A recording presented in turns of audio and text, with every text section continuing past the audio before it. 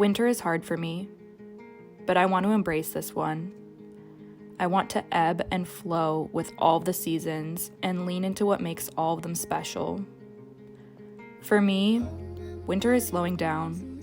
A cozy mug of tea, movies, books, rain, candles, hearty meals, big sweaters, and friends. I want to find magic in all of these moments. Not only do I need to put in extra effort to nourish myself, but I also need to make sure all of my plants are going to do okay through this long, dark stretch. I try to find ways to keep them thriving, even when conditions are not ideal. When it's been raining for 3 weeks straight, when it's dark by 4 p.m. Taking care of them is another way that I take care of myself. Plants are resilient. Often growth slows down, but that's okay. We all need to rest sometimes. Really, we can learn so much from them. Today I'm going to share how I've been preparing my home and my plants for this upcoming season.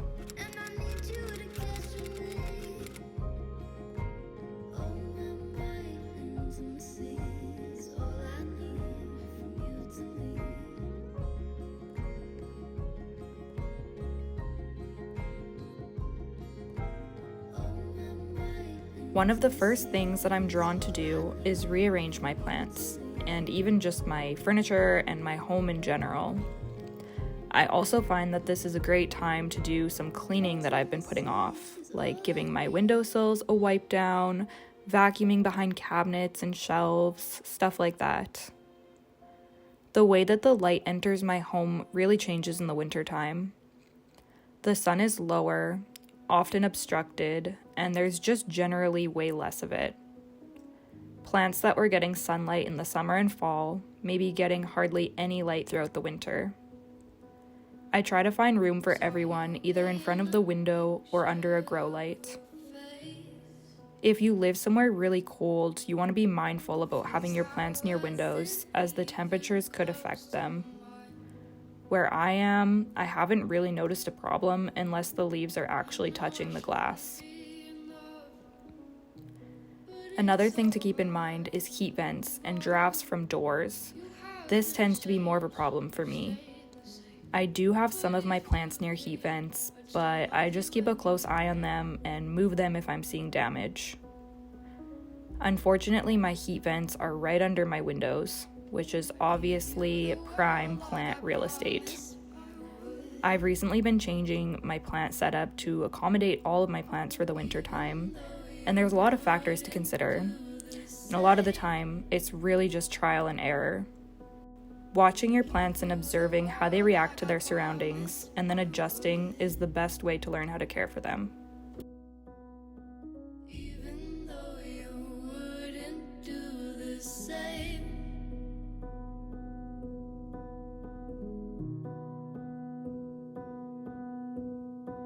Had this conversation more than 10 times.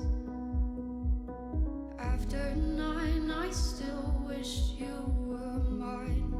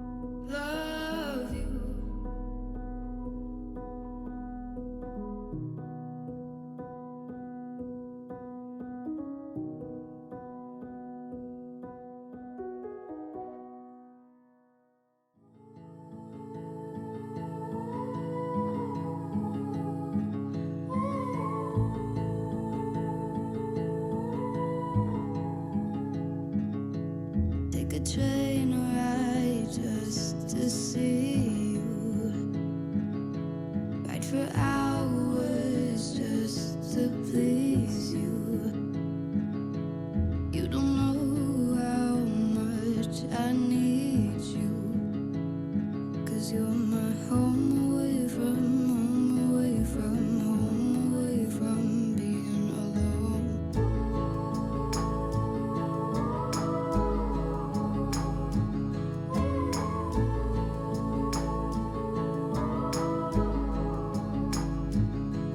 Run away from home, why don't you? 'Cause I did the same just for you. You don't know how much I love you. 'Cause you're my home away from home, away from home, away from being alone.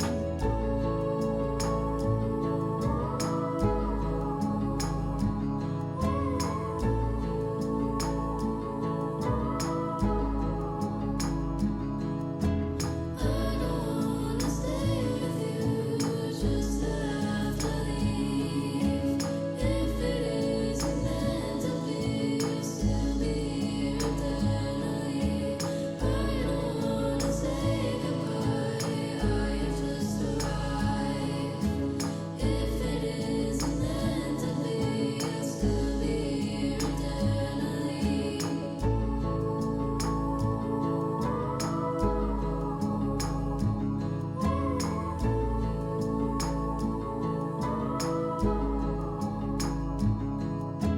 I hope to make you my own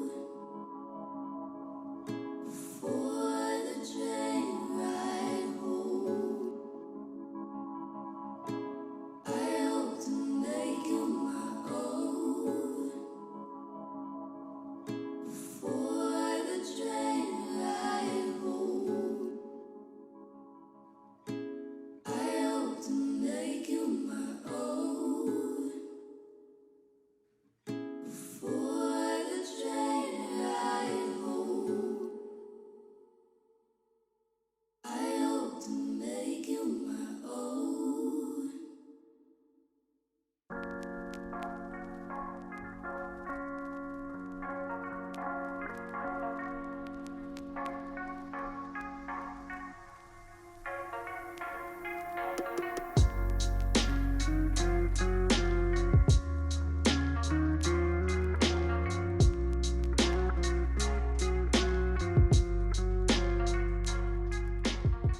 Really, the only way that I'm able to keep this many plants happy throughout the winter is through artificial lighting.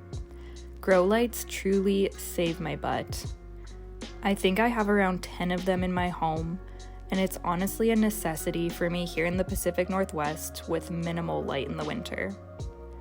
If you've watched my previous videos, you've probably seen that I've been lucky enough to add the forest vertical garden setup into my home. When Mother sent that over, they asked if I needed any more grow lights. I said that would be fantastic because I really feel like I just can never have too many grow lights in here throughout the rainy season.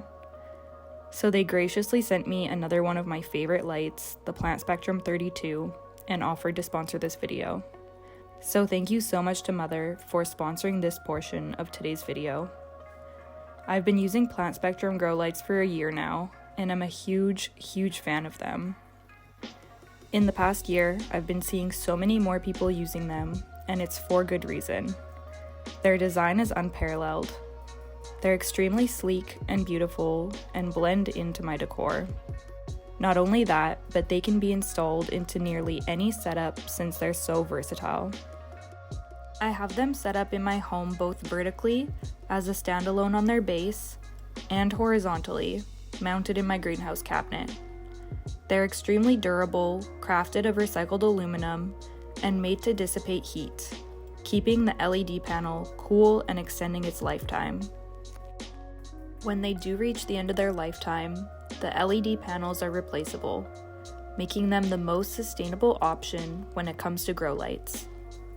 My plants have been growing incredibly well under these lights for the past year, and I was so excited to add another one into my living room. I specifically wanted to use it to ensure my philodendron painted lady gets enough light throughout the winter. I feel a lot more confident about having her in this spot now, and the light also reaches the other plants in the area too. If you want to see me set up my other plant spectrum lights in more detail, I'll link my video from last year down below. And if you are interested in checking out Plant Spectrum for yourself, I will of course have the link down below in the description box for you to do so.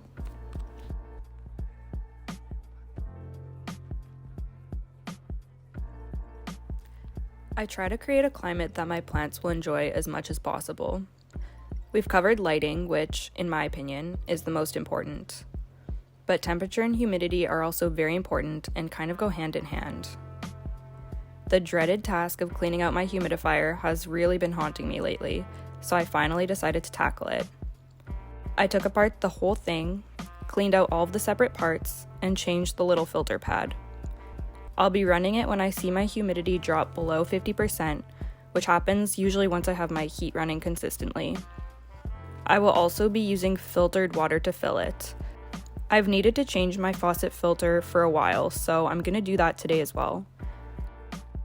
I also typically use filtered water to water my more picky begonias and carnivorous plants. I try to not let the temperature in my home fall below around 17 degrees Celsius. It's usually kept around 21 degrees in the winter. My plants near the heat vents sometimes need more water because they may dry out more quickly, so I try to keep that in mind as well.